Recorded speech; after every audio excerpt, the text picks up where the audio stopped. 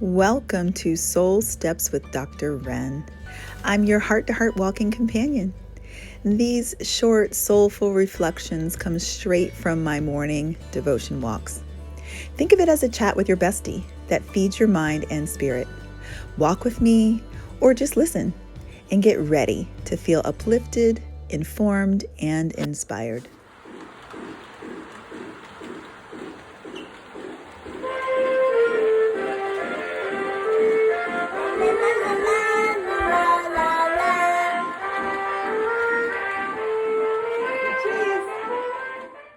Good morning, friends. This is not a Soul Steps, and I would have gone live on Facebook, but it's been a while since I went live, and I think they delete your videos. So I'm just going to record a video. And I wanted to just share a little bit about how I think about code status. So I have two family members who are in a very challenging state of health. My mother, who has metastatic cancer, and my oldest brother, who has been living with heart failure for many years, has multiple medical problems, and is dealing with several organ systems that are distressed. So he has active infection, so you never know. He may come through like many times before, but as we get older in life, we need to think about code status differently. You know, if you are a 15-year-old who's playing basketball and passes out on the basketball court and people witness you fall down, CPR is a life-saving measure. The resuscitation is likely to reverse the cause of your heart stopping, be it an arrhythmia or some impact injury. And we've all seen examples of players, professionals who have had witnessed cardiac events and have been resuscitated by CPR.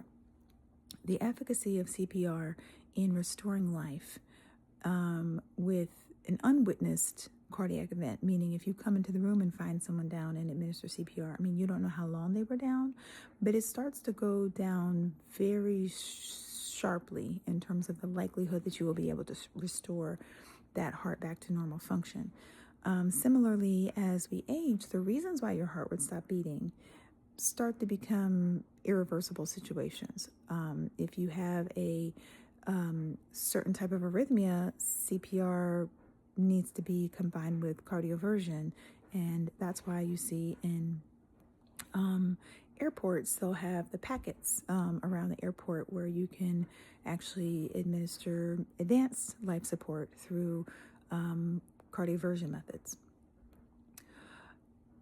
If you are sickly, whether that's from advanced age or from chronic condition, medical conditions, disabilities, if you're in that type of situation, chronic medical infections, things like that, and especially, I'm just going to start with the extreme. If you are like elderly, or if your loved one is elderly,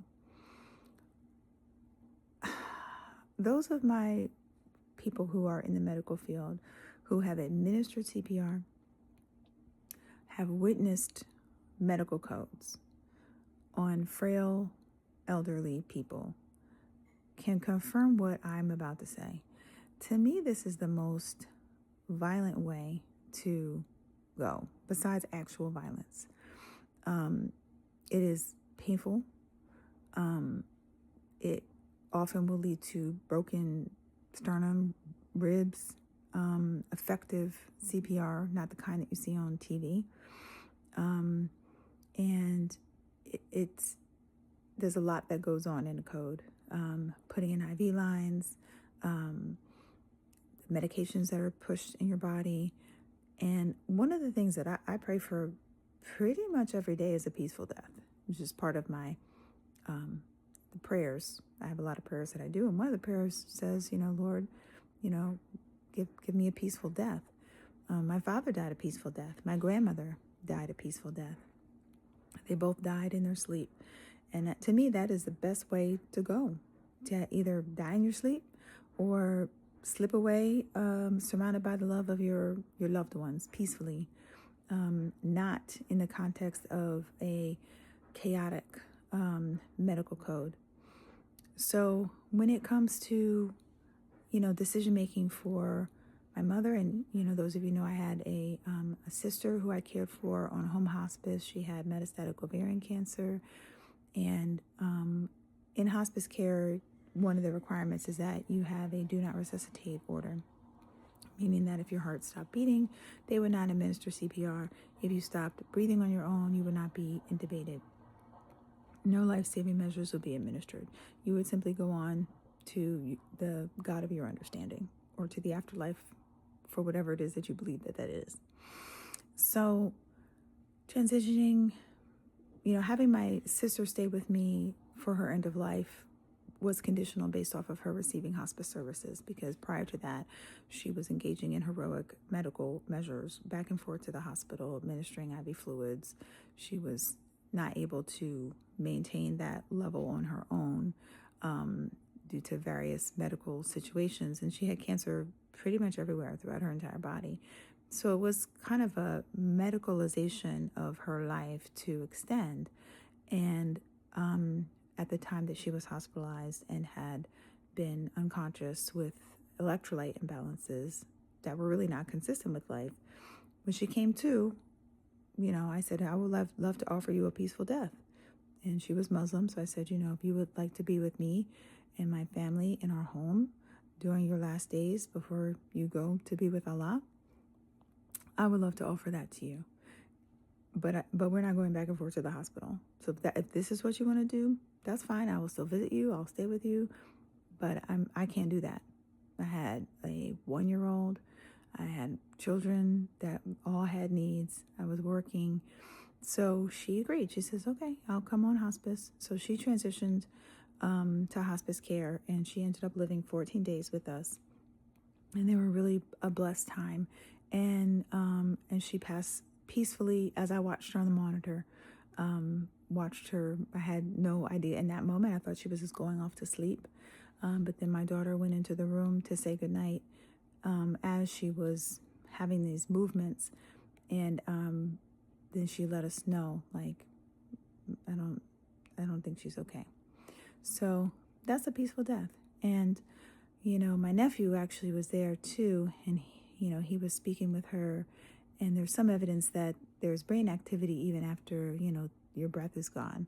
And so we just sat with her for probably 30 minutes or so and just comforted her and told her how much we loved her. And then eventually called the, hospice company, and we made all the final arrangements that we already had in place. And it was peaceful. It was horrible. Like, I was totally undone and not prepared, even though I was supposed to be prepared. But it was probably a very peaceful experience for her. And I think that's just like, if your body is being racked with a condition like that and you know that death is coming, it was a peaceful death. Beautiful. So, my mother's in a nursing home. She's on hospice care. And for the past month or so, she has not been eating solid food. So when she came to us the middle of July, she was eating food. And then at some point, she just stopped eating the solid food. Okay. And then she lost 25 pounds, which could be from cancer, but I was kind of doing the math. I was like, I don't think she's getting enough calories. So I upped her supplements. So I have her on a supplement regimen where she's getting kind of close to 2,000 calories a day. And, cancer consumes a lot of energy as well. So that's one reason why you lose weight when you have cancers. It's just cells growing out of control. So I wanted to focus on her nutrition and focus on her hydration because she's had various incidents, and so I have a system where I have these small 8-ounce size bottles, which are comfortable for her to hold and manage. And I put 8 of them out the night before, and I put 3 of the intra meals out. And that way, even if I'm not there all day, she knows how to instruct the staff. Could I have 2 more bottles of water? Could you see if I have an intra up there? It's like a really good system. And it's really helpful. As much as I would love to have my mom here in the room with me, that's not practical. She would actually not get the best care if that was the scenario. When I go to visit her, I am able to completely focus on her. I go at times that I'm able to attend to her. And if she was here, that would be true some of the time, but there'd be plenty of times where I'd be like, No, I can't tend you. No, I've got to do something else. No, I'm tired. I mean, even when I go and visit with her, sometimes she asks me for a lot of things, and I'm like, I don't like scratching people's backs. It feels weird on my arms. And she has a brush that her friend gave her.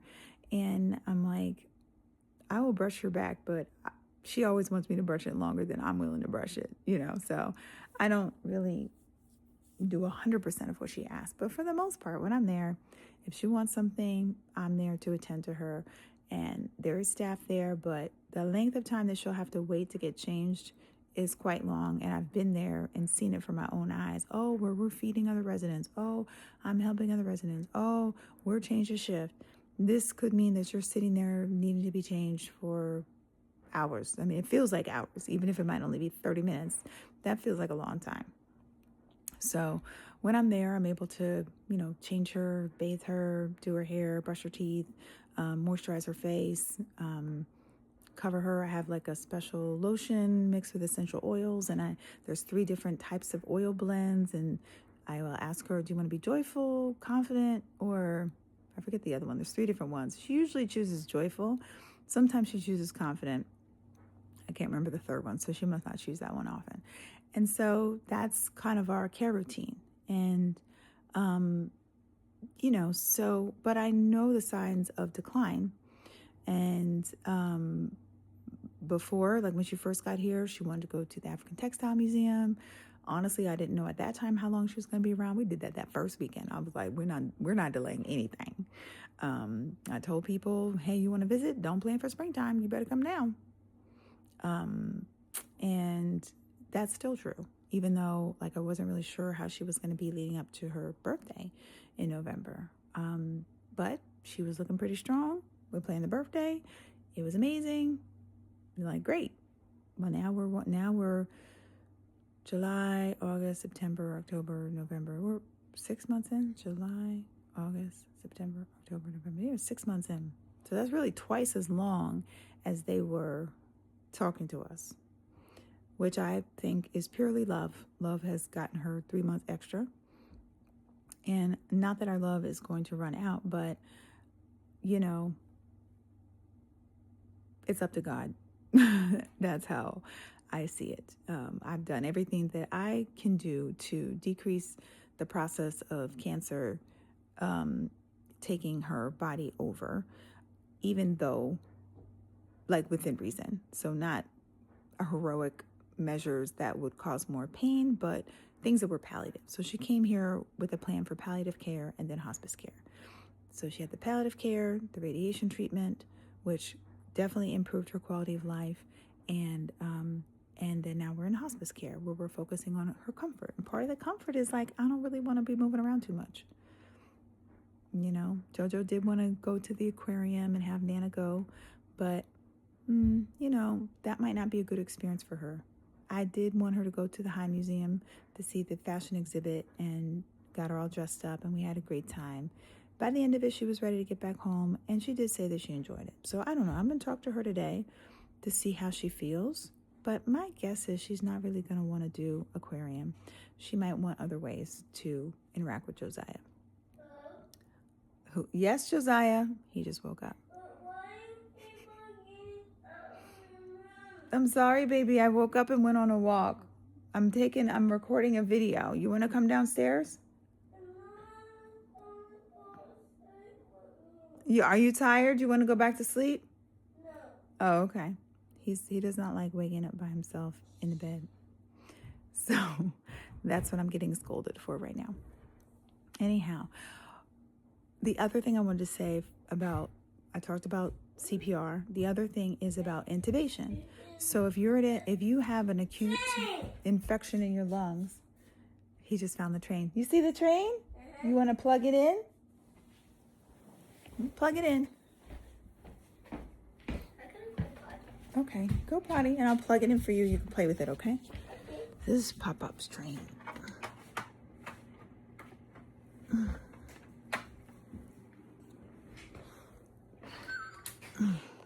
Sorry, you're looking at my big head. That's my dad's train. It was a Christmas present for him several years ago. He always wanted a train, so I got him a train. And now JoJo loves the train. Okay, So the last little bit, and then I'm going to go, is about intubation. So if you have like an acute infection in your lungs, something like that, and you need help breathing temporarily, it's going to be reversed. That's one thing. But if you have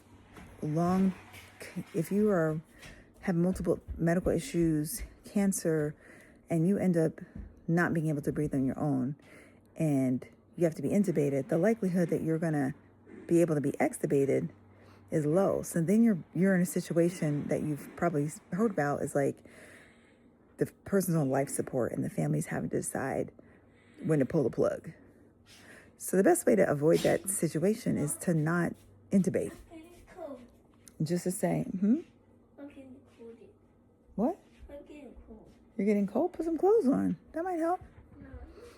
No. The best way to avoid that situation is to not be intubated in the first place. So, I mean, I've been intubated before. I know what it's like to be conscious as intubated. It's not a comfortable situation. And if someone is not conscious and doesn't have active brain activity, now you're just keeping a body alive. That's not really something I would prefer. Now, everybody has to make their choice.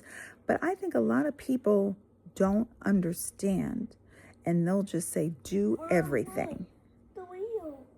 What wheel? Where? Let me see.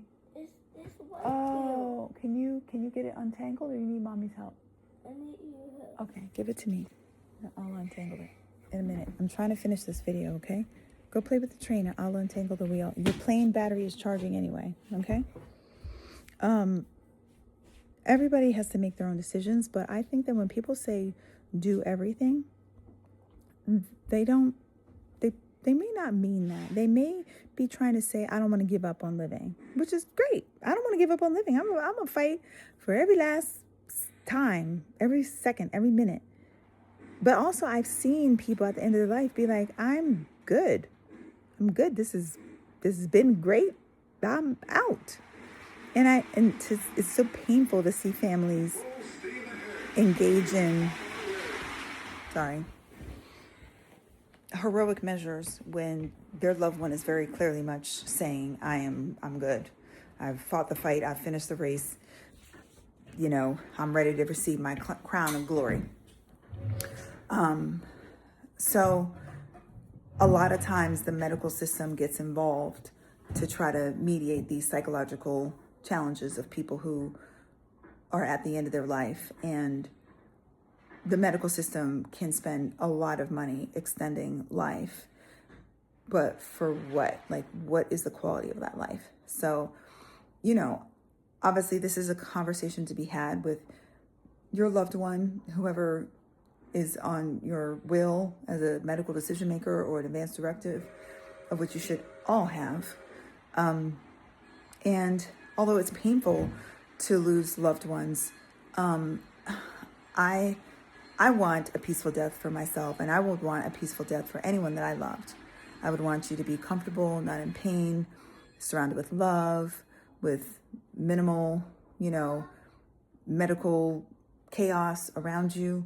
And so to do that, that's part of the process, is having that. Hold on. What? Okay, I'll come fix it. My mother duties are calling me. But I really do want to record this for you, to talk to you about Do Not Resuscitate, to help you to have a way of thinking about it and having conversations with your loved ones while they're well, so that you can understand it does come a point, and most physicians and every single palliative care team will be able to engage in this type of conversation to let you know that we have really done all the things that would be sensible to do in a context of reversal of these processes. And now we're starting to see multi-organ system shut down. Now we're starting to see the signs that the body is starting to release itself from life. And there are signs. In cancer, the signs are very predictable. You stop eating, you stop drinking. That's the person's willful way of starting to say goodbye. And then sometimes you get the death rattle, lung breathing, the labored breathing. And at that point, you really feel like you want to intervene, give some oxygen, help. But this is just the process. And then that's it. So to try to engage with medical interventions in that stage interrupts the pathway for a peaceful death. And like I said, I've seen it through its end in loved ones, in patients, and it is what I would choose for myself, a peaceful death. Do hope that the Lord would just call me home and sleep, that I wouldn't die any type of traumatic death by gun violence, car accident, homicide, anything crazy like that. And I'm doing all I can not to have a chronic medical problem, cancer, be the way that I go out. I just want to be like my grandma Alice and my dad. Just go ahead, Lord, call me home from sleep. Call me home from sweet, blessed sleep. So I hope this was helpful for you if you are, dealing with a loved one who has end-stage conditions. And I know it can be harder when there's like active medical stuff.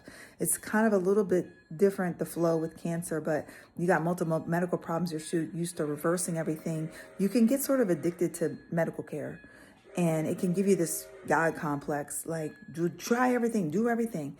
So I do think, it's good to get the palliative care team involved and have someone help you with that decision making. Hope that was helpful.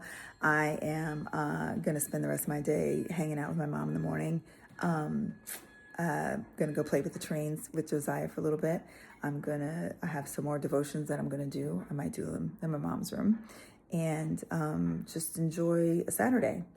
I'm still treating it like holiday break, even though I think the kids have stuff they're supposed to do. No one's up yet, except for Josiah and I, and Kill went to work. So that's what I had planned for today. I hope you have a super great day. And you know what? Maybe I will make this a Soul Steps. I was just going to post this on my Facebook page, and I think I will. But I think this is worthy of a Soul Steps, because who's ever on that public page might need to hear this, and they may need to have someone tell them about how to invite peaceful end of life for themselves or their loved ones. So I'm going to go do that. So I got to sign off with my Soul Steps sign off. Remember to move your body with love and intention today. And remember that I love you. Bye.